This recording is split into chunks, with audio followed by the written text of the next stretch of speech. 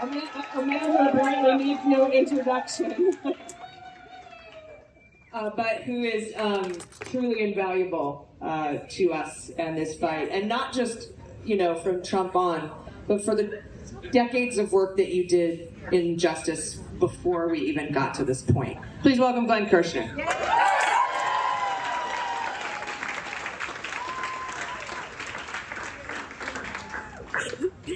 How y'all doing? I'm drinking, you can tell I'm a gutter kid from Jersey. I'm drinking Senate beer. They tried to give me House of Representatives beer, but I said, wait till after the next election. That's when we're all going to be taking a long drink from the House of Representatives. So apparently I'm the only one in the room who doesn't have a podcast with AG. Why? Because I've never been asked.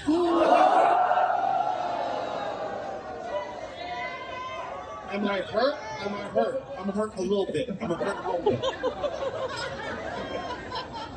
So, I retired from the Department of Justice in 2018 after starting as a prosecutor back in the 80s as an Army JAG, prosecuting court-martial cases, and then moving to the Army's appellate courts where I did espionage and death penalty cases, and then left the Army, joined the Department of Justice, where I served proudly for nearly a quarter of a century. I still consider it my professional home.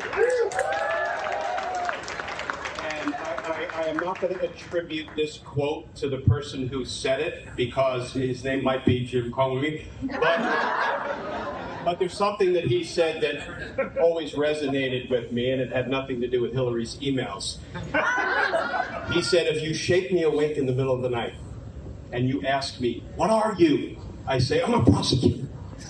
Because that's who I am. It's still who I feel like I am, and I actually mourn that I'm not up there in court with all of my friends who are prosecuting some of the most consequential cases in our nation's history. And first I want to say to AG, she is unbelievable at what she does. She has this encyclopedic knowledge and recall of dates and times and incidents and indictments and court filings. And we've been on together for many years, and I'm always a little intimidated because I'm not going to be able to keep up with her knowledge of the facts. I'm really not.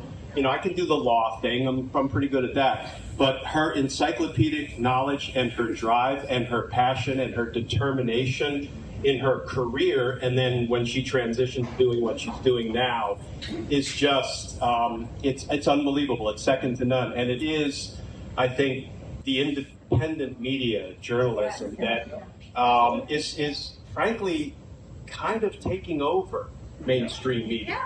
And I think kind of running laps around mainstream media at this point, and it's a good thing it is, because I don't know if I'm part of mainstream media, because I do run my mouth on MSNBC. I'm still surprised they let me do it. I'm not a journalist, but I get a little frustrated sometimes with mainstream media, which is frankly what caused me to start a YouTube channel. My wife, Nilufar, who I will say, and some of you have met her, she is amazing, and she and her family fled Iran after the revolution in 1979. They snuck out. Harrowing story. She was going to school with boys in coeducational schools one day, and virtually the next day, these same boys are pointing automatic weapons at her head and her mom's head, saying, cover up more of your hair. And she says, I've seen this movie before. I lived through this movie before. I fled this movie, and I don't want to have to flee again. Yeah. And yet, that's where we are. But where we're headed, so every year we have our Team Justice gathering here at Charlie Palmer. We have the 4th year coming up this August, and I remember each year trying to make a prediction that was at least plausible. And I remember saying back in 2022, I said 2023 will be the year of the Trump indictments. And it was. And I said 2024 will be the year of the Trump trials. And we are now in, I feel like a YouTube concert. It's like I got the, hey, how y'all doing? Good to see you. With or without you. What the hell?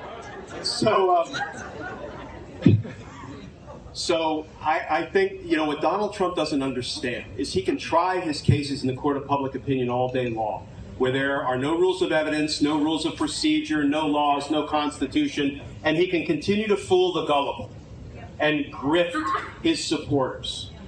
But I've always said, once these cases move into court proper, dude is done. He's done. He doesn't understand. I'm not going to make it a crim law class. He doesn't understand that all of the things he says in the court of public opinion are inadmissible in a court of law. He can't say them. His attorneys can't introduce those statements. You know who gets to introduce Trump statements at a Trump trial? The prosecutors.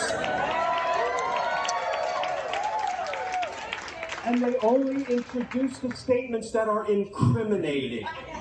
And the only way Trump gets to introduce his statements, like I telepathically declassify things with my mind, and when you're the president and there's the PRA, the Presidential Records Act, and they let you do it, and the only way any of that gets before the jury is if Trump takes the stand and testifies. And we all know, we saw the Sandoval hearing. We all know Trump can't take the stand and testify. He promised he was going to testify to the Bob Mueller investigation, and he didn't. He promised he was going to testify at both the Jean Carroll trials, and he didn't. He finally took the stand in his New York civil fraud trial, testified for like 90 seconds, couldn't answer a question in a responsive fashion, was basically shut down, and then he just kind of, ambled back to the counsel table and sat down. He's not going to testify, and he's going to be convicted in the New York Minute. Yes! So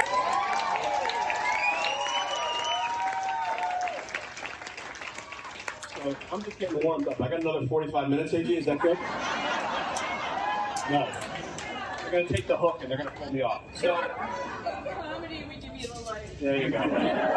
No, I just want to say, I've talked to so many of you, I've met so many of you, I've met some of you previously at AG's functions and at our own Team Justice functions, and you all are the ones that we've been waiting for, right? You all are the ones who are going to do it, who are going to fight, who are going to save our democracy, and we are going to save our democracy because the Republican Party is circling the drain. And I take no joy in that. I mean, I wish we could get back to, let's talk about policy, more taxes, less taxes. That would be great. But how about we have a baseline of respect for our democracy? What I will leave you with is I want to just offer you all a heartfelt thanks for everybody who not only supports AG in what she does, but supports me and who provides feedback about how you find value in what we do. Because I can probably speak for AG.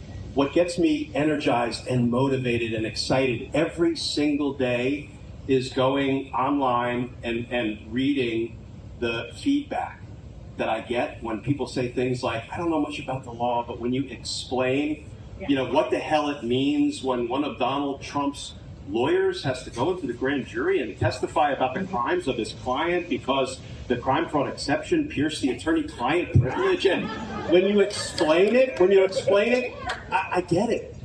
And I think it's important that we all get it. And so what AG is doing, what I'm doing, and what Pete and Andy and all of us are doing is trying to get good, accurate, reliable information to combat the disinformation. And I just want to thank you all for the positive feedback, because that's what gets me up in the morning and gets me going to do what I do. So thank you. Thanks,